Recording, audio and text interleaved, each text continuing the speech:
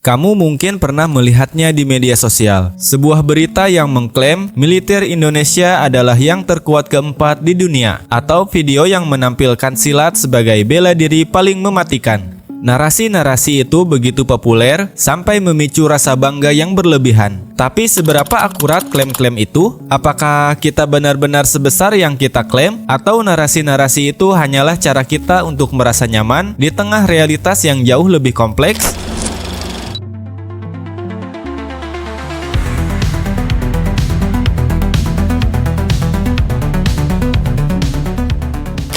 Apa artinya menjadi Indonesia di abad ke-21? Apakah kita adalah negara dengan populasi terbesar keempat di dunia? Atau hanya negara dengan masalah kemiskinan dan korupsi yang tak kunjung usai? Apakah kita adalah raksasa ekonomi yang sedang bangkit? Atau hanya macan Asia yang tertidur? Pertanyaan-pertanyaan ini bukan untuk merendahkan diri kita, tapi untuk membuat kita sadar bahwa untuk menjadi bangsa yang besar, kita harus jujur dengan diri sendiri dan melihat dunia apa adanya. Mari kita singkirkan narasi-narasi di media sosial dan mulai hadapi fakta.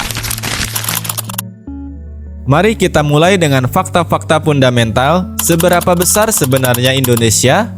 Secara geografis, kita adalah negara kepulauan dengan luas lebih dari 1,9 juta kilometer persegi, menjadikannya negara ke-15 terluas di dunia, dan dengan populasi lebih dari 270 juta jiwa. Kita adalah negara dengan jumlah penduduk terbesar keempat di dunia.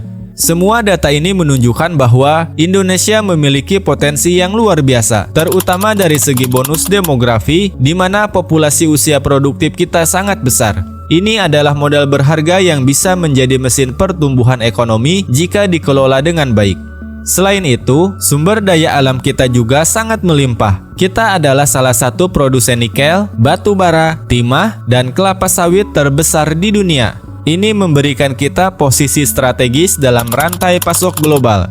Kita memiliki kekayaan yang bisa menjadi modal untuk menjadi kekuatan ekonomi.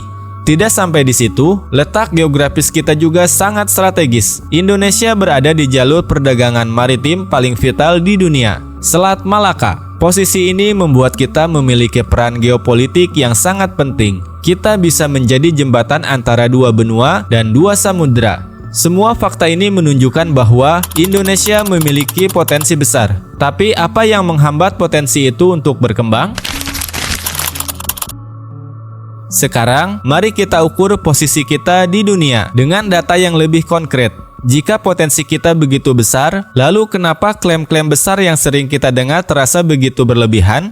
Dari sisi ekonomi, Indonesia memang termasuk dalam G20, kelompok 20 negara dengan perekonomian terbesar di dunia. Ini adalah pencapaian yang membanggakan. Namun kita juga harus melihat tantangan di baliknya. World Bank mencatat pertumbuhan ekonomi kita cenderung stabil, tapi kita masih berhadapan dengan masalah ketimpangan pendapatan yang besar. Kekayaan tidak merata, dan itu bisa menjadi bom waktu.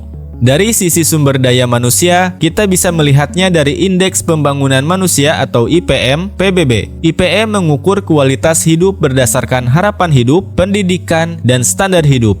Di tahun 2023, IPM Indonesia berada di peringkat 112 dari 190 negara. Meskipun ada peningkatan, kita masih berada di bawah negara-negara tetangga seperti Singapura dan Malaysia. Ini menunjukkan bahwa kita masih punya PR besar dalam meningkatkan kualitas pendidikan dan kesehatan. Lalu mengapa ada kesenjangan antara potensi dan realitas? Ini adalah inti dari masalah kita. Ada pandangan pesimis yang melihat bahwa Indonesia terbelenggu oleh masalah kronis seperti korupsi yang merajalela, birokrasi yang lambat, dan ketergantungan pada ekspor sumber daya mentah.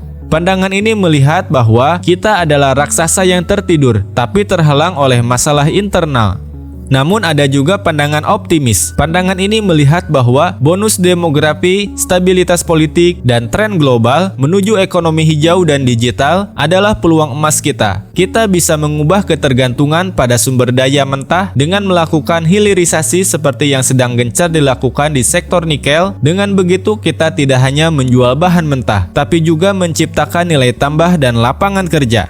Jadi, Indonesia bukan sekadar negara dengan klaim-klaim besar. Kita adalah negara dengan potensi yang sangat besar, tapi juga tantangan yang sangat nyata.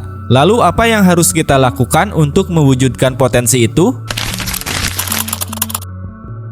Sekarang, mari kita singkirkan sejenak narasi yang emosional dan hadapi data, di mana sebenarnya posisi kita di panggung global.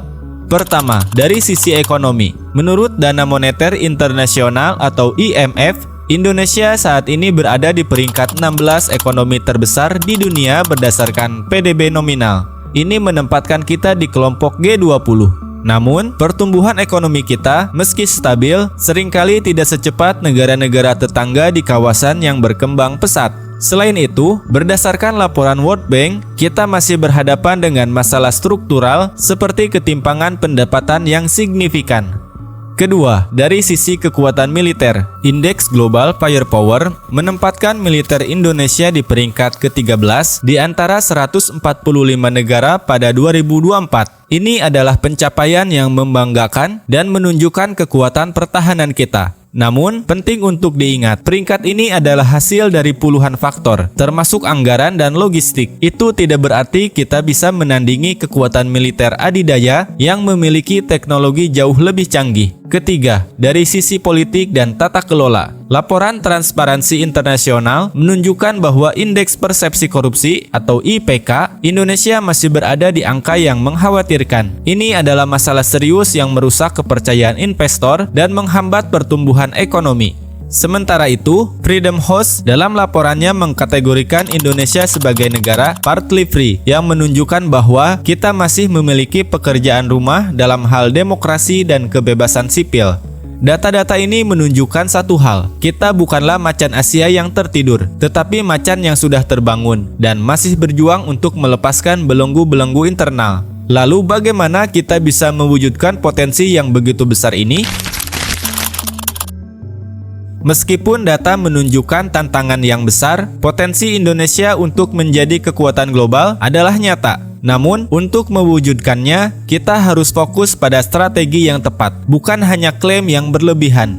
Pertama, hilirisasi sumber daya alam. Ini adalah langkah paling konkret yang sedang dilakukan. Daripada hanya mengekspor bahan mentah seperti nikel dengan harga murah, kita membangun pabrik pengolahan di dalam negeri. Dengan begitu, kita bisa menciptakan produk akhir yang harganya berkali-kali lipat lebih mahal. Proses ini tidak hanya meningkatkan nilai ekonomi, tapi juga menciptakan ribuan lapangan kerja baru dan mengurangi ketergantungan pada ekspor komoditas. Kedua, ekonomi digital. Indonesia adalah salah satu pasar ekonomi digital terbesar di Asia Tenggara. Berdasarkan laporan dari Google, Temasek, dan Bain & Company, nilai ekonomi digital kita terus meningkat pesat, didorong oleh pertumbuhan e-commerce, fintech, dan ride-hailing. Ini adalah potensi yang harus kita kembangkan karena ekonomi digital adalah masa depan.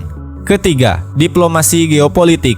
Sebagai negara non-blok dan anggota G20, Indonesia memiliki peran strategis dalam menjembatani konflik dan membangun perdamaian. Posisi ini memberikan kita pengaruh yang tidak dimiliki oleh banyak negara lain. Kita bisa menjadi kekuatan penyeimbang di tengah persaingan antara kekuatan besar. Potensi-potensi ini menunjukkan bahwa masa depan Indonesia sangat cerah. Namun semua ini tidak akan terwujud jika kita hanya mengandalkan klaim kosong. Dibutuhkan kerja keras, strategi yang matang, dan yang paling penting, kejujuran pada diri sendiri. Indonesia adalah negara dengan potensi yang sangat besar, tapi juga tantangan yang sangat nyata. Kita bukanlah raksasa yang sudah terbangun, tapi raksasa yang sedang berjuang untuk melepaskan belenggu-belenggu internalnya. Mitos dan klaim berlebihan mungkin bisa memuaskan ego nasionalisme kita, tapi hanya kejujuran dan kerja keras yang akan membawa kita ke puncak kejayaan. Semoga video ini bisa memberikan perspektif baru negara tercinta kita. Terima kasih sudah menonton. Kalau kamu merasa video ini bermanfaat, jangan lupa like, share, dan subscribe channel ini. Sampai jumpa video selanjutnya, dan jangan lelah untuk mencintai Indonesia.